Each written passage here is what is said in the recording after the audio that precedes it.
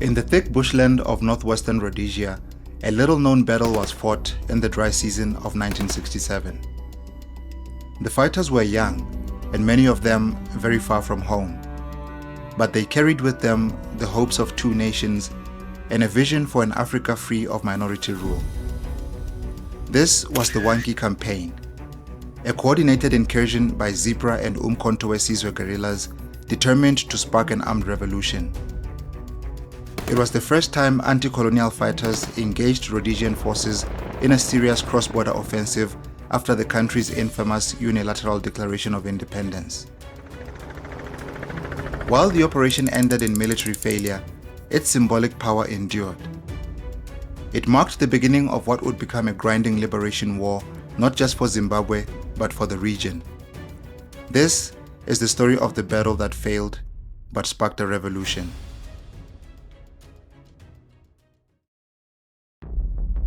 To understand the Wankie Campaign, we must return to 1965. That year, Rhodesia's white settler government under Ian Smith declared independence from Britain in a move that shocked the international community. The Unilateral Declaration of Independence, or UDI, rejected even the idea of a timetable towards black majority rule.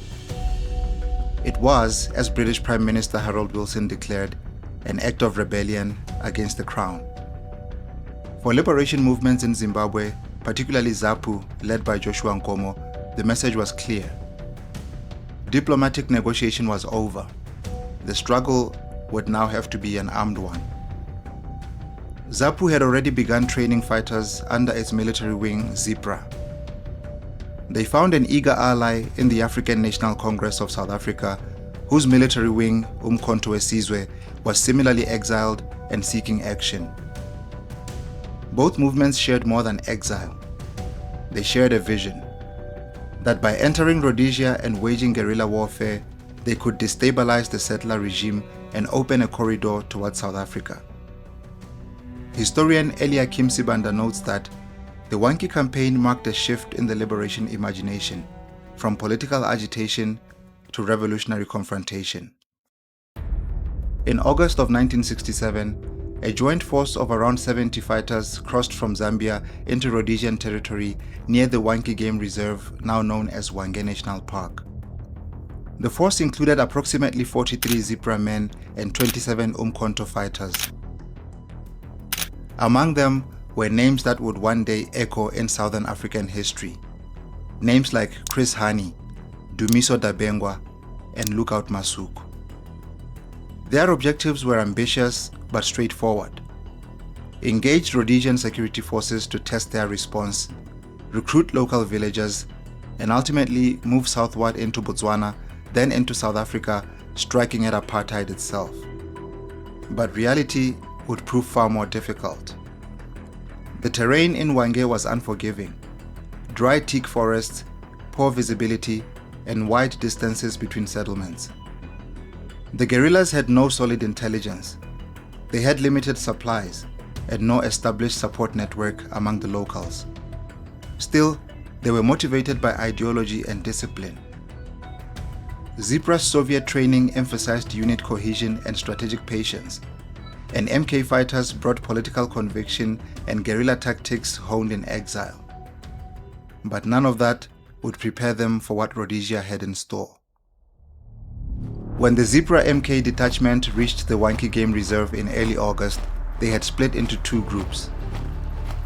The larger group moved southwesterly towards Botswana with the intention of ultimately making it into apartheid South Africa and going underground. It was commanded by John Dube of ZIPRA, with Chris Hani of the MK as the commissar charged with ensuring that the MK cadres infiltrated South Africa safely. The smaller group was commanded by Madzimba Matho of ZIPRA, deputized by Andries Motsepe of the MK. Their objective was to reach Lupane in northwestern Matabeleland, where they would establish a ZAPU base. The first battle between the ZIPRA MK guerrillas and the Rhodesian security forces occurred on August 13th on the banks of the Nyathube River. According to one account, the smaller group that was headed for Lupane was tracked down by the Rhodesian African Rifles, who were with some members of the British South Africa Police. In a battle that lasted just about 10 hours, the Rhodesian forces fled, losing 2 African soldiers, 2 white policemen, and 1 white army officer, while the guerrillas too lost a total of 5 men.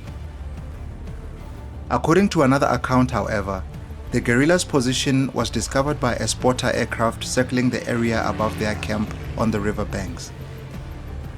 About 90 minutes later, the guerrillas were attacked by Rhodesian security forces, with 2 helicopters providing heavy fire from above. The guerrillas later managed to slip away under covering fire provided by their wounded comrade James Masimini, who together with 4 others lost their lives in that battle. The smaller Lupani-bound group of guerrillas was eventually destroyed by the Rhodesian security forces on the 18th of August. 8 of them were killed, while 6 were captured and 1 escaped. The South African-bound group became aware of their comrades' fate through a portable radio they carried. As a way of demoralizing the ZIPRA and MK guerrillas, the Rhodesian security forces announced that a large number of fighters had been killed while others were captured. They also dropped thousands of leaflets printed in English and Shona over an area of the Zambezi Valley, calling on the guerrillas to surrender. The message on the leaflets read as follows: "You are far from your home. Do you want to die?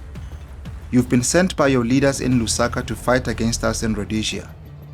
These men refuse to come themselves because they know our strength and do not want to die. They have sent you to die for them."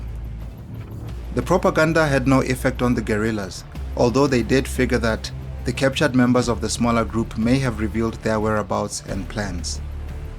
The discovery of MK guerrilla involvement in the Wankie incursion led the Rhodesian government to bring South Africa into the loop and to ask for assistance. The South African government responded by dispatching a group of soldiers to assist with intelligence and information gathering, as well as South African policemen to reinforce the Rhodesian security forces.